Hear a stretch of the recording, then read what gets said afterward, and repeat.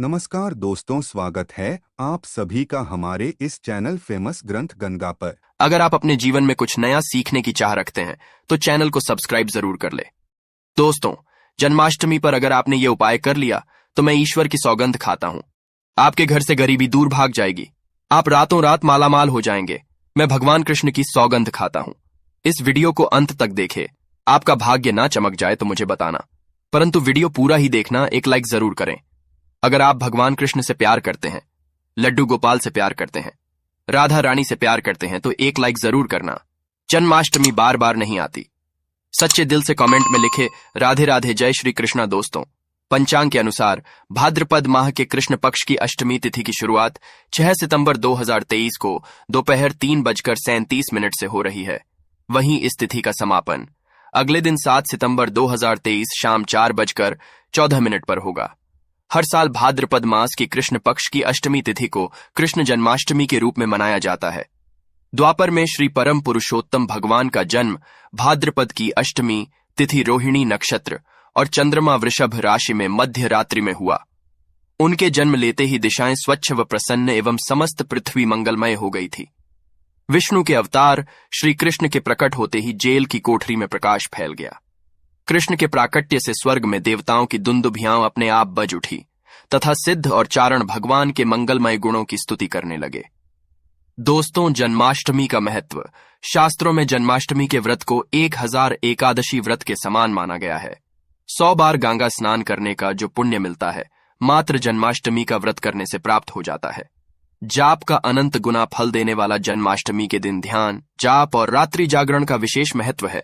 इसलिए जन्माष्टमी की रात में जागरण करके भगवान के भजन कीर्तन करने चाहिए। भविष्य पुराण में इस व्रत के संदर्भ में उल्लेख है कि जिस घर में यह देव की व्रत किया जाता है, वहां अकाल, मृत्यु, गर्भपात, किसी भी मां के बच्चे गर्भ में नहीं मरते, गर्भ ठहरता है, वह भव्य दुर्भाग्य तथा कलह नहीं होती। जो एक बार भी इस व्रत को करता है, उसे श्री कृष्ण का आशीर्वाद प्राप्त होता है। वो प्राणी संसार के सभी सुखों को भोग कर विष्णु लोक में निवास करता है। जन्माष्टमी पूजन विधि। हिंदू धर्म में भगवान श्री कृष्ण की पूजा सभी संकटों से निकालकर सुख, समृद्धि और सौभाग्य का वरदान देने वाली मानी गई है।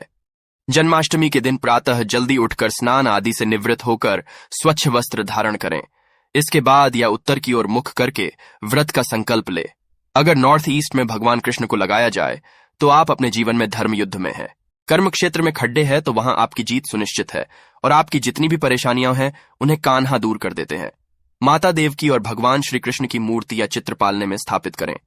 पूजन में देवकी, वासुदेव, बलदेव, नंद, यशोदा आदि देवताओं के नाम जपे। रात्रि में 12 बजे के बाद श्री कृष्ण का जन्मोत्सव। दोस्तों, जन्माष्टमी पर कान्हा को पीले चंदन या फिर केसर का तिलक जरूर लगाए। साथ ही साथ उन्हें मोर के मुकुट और बांसुरी जरूर अर्पित करें। लड्डू गोपाल को पंचामृत से अभिषेक कराकर भगवान को नए वस्त्र अर्पित करें एवं झूला झुलाए तुलसी डालकर माखन, मिश्री व धनिये की पंजीरी का भोग लगाए। तब पश्चात आरती करके प्रसाद को वितरित करें। दोस्तों, कृष्ण जन्माष्टमी कब है? पंचांग के अनुसार भाद्रपद माह के कृष्ण पक्ष की अष्टमी तिथि की शुरुआत 6 सितंबर 2023 को दोपहर 3:37 से हो रही है। वहीं इस तिथि का समापन अगले दिन 7 सितंबर शाम 4:14 पर होगा। कृष्ण जन्माष्टमी की पूजा मध्य रात्रि की जाती है। इसलिए इस साल भगवान श्री कृष्ण का जन्मोत्सव 6 सितंबर 2023 बुधवार को मनाया जाएगा। दोस्तों, चलिए जानते हैं जन्माष्टमी पर श्री कृष्ण की जन्म कथा। दोस्तों, जन्माष्टमी की यह कथा चुपके से भी सुनने से समस्त तकलीफें, बीमारियां सब समाप्त हो जाती हैं। पितृदोष, मंगल दोष, कालसर्प दोष, शनि दोष तुरंत ठीक हो जाते हैं। आइए सुनते हैं जन्माष्टमी की कथा। दोस्तों, पौराणिक कथाओं के अनुसार भाद्रपद माह कृष्ण पक्ष की अष्टमी तिथि को भगवान कृष्ण ने माता देवाकी की 8वीं संतान के रूप में जन्म लिया था। कृष्ण जी का जन्म मथुरा में कंस के कारागार में हुआ था। माता देवाकी राजा कंसा की बहन थी। कंसा को का लालच था। उसने अपने पिता राजा उग्रासन की राजगद्दी छीनकर उन्हें जेल में बंद कर दिया था और स्वर्ण को मथुरा का राजा घोषित कर दिया था। राजा कंसा अपनी बहन देवाकी से बहुत प्रेम करते थे। उन्होंने अपनी बहन का विवाह वसुदेवा से कराया था। परंतु जब वह मां देवाकी को विदा कर रहा था, तभी एक आकाशवाणी हुई कि देवाकी का 8वां पुत्र कंसा की मौत का कारण बनेगा। यह सुनकर कंसा डर गया। उसने तुरंत अपनी बहन और उनके पति वासुदेवा को जेल में बंद कर दिया। उनके आसपास सैनिकों की कड़ी पहरेदारी लगा दी। कंसा अपनी मौत के डर से देवाकी और वासुदेवा के साथ संतानों को मार चुका था। कृष्ण जी का जन्म इसके बाद भाद्रपद महाकृष्ण पक्ष की अष्टमी तिथि को रोहिणी नक्षत्र अंधेरी रात में भगवान कृष्ण ने जैंकी के 8वें संतान के रूप में जन्म लिया। श्री कृष्ण के जन्म लेते ही कोठरी प्रकाशमय हो गई। आकाशवाणी हुई कि विष्णु जी ने कृष्ण जी के अवतार में देवाकी के कोख में जन्म लिया है। उन्हें गोकुल में मथुरा नंदा के पास छोड़ आए और उनके घर चले कन्या जन्मी है। आकाशवाणी सुनते ही वसुदेवा के हाथों की हथकड़ी खुल गई। सभी पहरेदार सोने लगे। कन्हा को एक टोकरी में बाल गोपाल को रखकर सिर पर रख लिया और गोकुल की ओर चल पड़े। कान्हा को गोकुलधाम ले जाने में वसुदेवा को कई मुसीबतों का सामना करना पड़ा। यमुना नदी कृष्ण जी के चरणों को स्पर्श करने के लिए उफान पर आ गई, परंतु चरण स्पर्श के बाद वो फिर से शांत पड़ गई। वो कान्हा को बाबा नंद के पास छोड़ आए और गोकुल से कन्या लेकर वापस लौट आए। जेल अपने आप बंद हो गया और उनके हाथों में हथकड़ियां लग गई। कन्या की रोने की आवाज सुनते ही सभी पहरेदार उठ गए। कामसा बंदी गृह आया।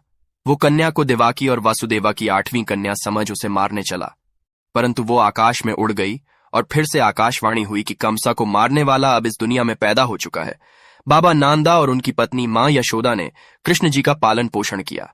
राजा कंसा ने कृष्ण जी का पता लगाकर उन्हें मारने की खूब कोशिश की, परंतु कंसा की सारी विफल हुई और कृष्ण जी को कोई मार नहीं सका। अंत में श्री कृष्ण ने कंस का वध किया। राजा उग्रासन को फिर मथुरा की राजगद्दी सौंप दी। इस तरह से जन्माष्टमी की व्रत कथा पूरी हुई। दोस्तों, आगे बढ़ने से पहले कमेंट बॉक्स में अपनी राशि भी डाल दीजिएगा। यदि हमारे पास कोई उपाय होगा तो वो आकर हम आपके कमेंट के रिप्लाई में बता देंगे। दोस्तों, जन्माष्टमी पर भूल कर भी ना करें। ये गलतियां तुलसी को लेकर ना करें। ये गलती जन्माष्टमी के दिन भूल कर भी तुलसी की पत्तियां तोड़ने से बचना चाहिए।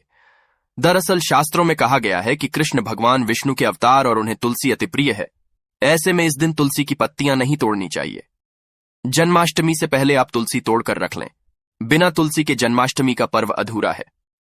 भगवान कृष्ण किसी भी ऐसे भोग को स्वीकार नहीं करते जिसमें तुलसी पत्र ना पड़ा हो। ऐसा भोग पाप के समान होता है, जहरीला माना जाता है। चावल खाना, ये बात तो सभी जानते हैं कि एकादशी के दिन चावल नहीं खाना चाहिए, परंतु बहुत ही कम लोग जानते हैं कि जन्माष्टमी के दिन भी चावल को खाना वर्जित होता, चाहे आप व्रत रखें या ना रखें। परंतु जन्माष्टमी के दिन चावल खाना शुभ नहीं माना जाता। तामसिक भोजन जन्माष्टमी के दिन तामसिक भोजन वर्जित माना जाता है। ऐसे में इस दिन मांस, मदिरा, प्याज और लहसुन नहीं खाना चाहिए। इस दिन गलती से भी लहसुन प्याज का खाना कभी मत बनाना, क्योंकि राहु केतु के कारण ही लहसुन प्याज की उत्पत्ति हुई है और भगवान विष्णु और राहु केतु के बीच में भीषण शत्रुता होती है। अनादर करना, भगवान कृष्ण के सभी भक्त एक समान होते हैं। ऐसे में इस दिन किसी भी व्यक्ति का अनादर करने से बचना चाहिए।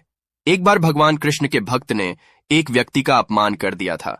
उसी क्षण भगवान कृष्ण ने अपने भक्त को श्राप दिया था। इसीलिए किसी का भी अपमान ना करें। गाय को सताना गाय भगवान कृष्ण को बहुत ही प्रिय है, क्योंकि कृष्ण अवतार में उनका पालन पोषण एक ग्वाले के घर में हुआ था। ऐसे में जन्माष्टमी के दिन किसी भी गाय और बछड़े को भूलकर भी नहीं सताना चाहिए। भगवान कृष्ण सबसे प्रिय मानते हैं, गाय माता को सबसे ज्यादा प्यार करते हैं। इसीलिए गाय को इस दिन रोटी, फल वगैरह मिठाई जरूर खिलाएं। जन्माष्टमी के दिन केवल सात्विक खाना खाएं। जन्माष्टमी व्रत में दूध और दही जरूरी है। व्रत के दौरान ताजे फलों के शेक, लस्सी, छाछ या दूध का मजा ले सकते हैं। नारियल पानी पी सकते हैं। जन्माष्टमी के दिन पेड़ों को काटना भी अशुभ माना जाता है। श्री कृष्ण हर चीज में बसते हैं और हर चीज उनमें बसती है, बल्कि हो सके तो इस दिन ज्यादा से ज्यादा पेड़ लगाने चाहिए। इससे घर और परिवार में सुख और शांति बनी रहती है। भगवान कृष्ण सदा पीपल के वृक्ष में रहते हैं। पीपल वृक्ष पर जन्माष्टमी पर जल जरूर अर्पित करें, इससे वो प्रश्न जल्दी होते हैं। दोस्तों, जन्माष्टमी के दिन ब्रह्मचर्य का पालन करना अनिवार्य होता है।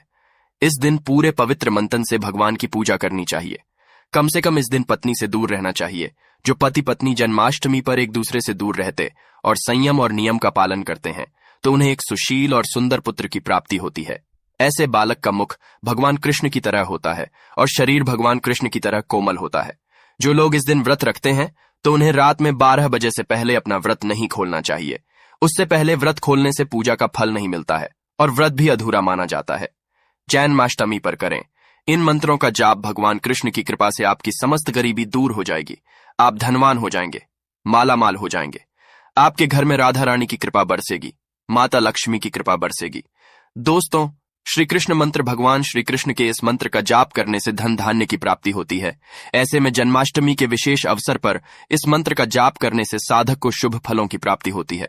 हरे कृष्ण कृष्ण कृष्ण हरे हरे हरे राम राम राम हरे हरे। ये जाप करने से भगवान कृष्ण के कान खड़े हो जाते हैं। वो भक्त की पुकार जरूर सुनते हैं।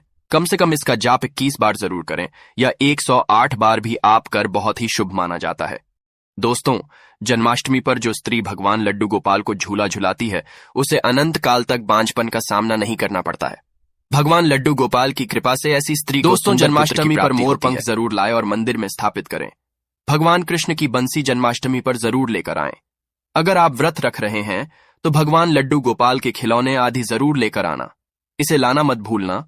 और जन्माष्टमी पर कौड़ियां आप ला सकते हैं, भगवान कृष्ण की कर सकते हैं। इस दिन गलती से भी किसी भी व्यक्ति को गिफ्ट के तौर पर भगवान कृष्ण को उपहार में कभी मत देना। इससे घर की लक्ष्मी रोस्ट हो सकती है। जन्माष्टमी पर सोने, चांदी, तांबा, पीतल की खरीदारी कर सकते हैं, शुभ माना जाता है। जन्माष्टमी पर पालना जरूर लेकर आना।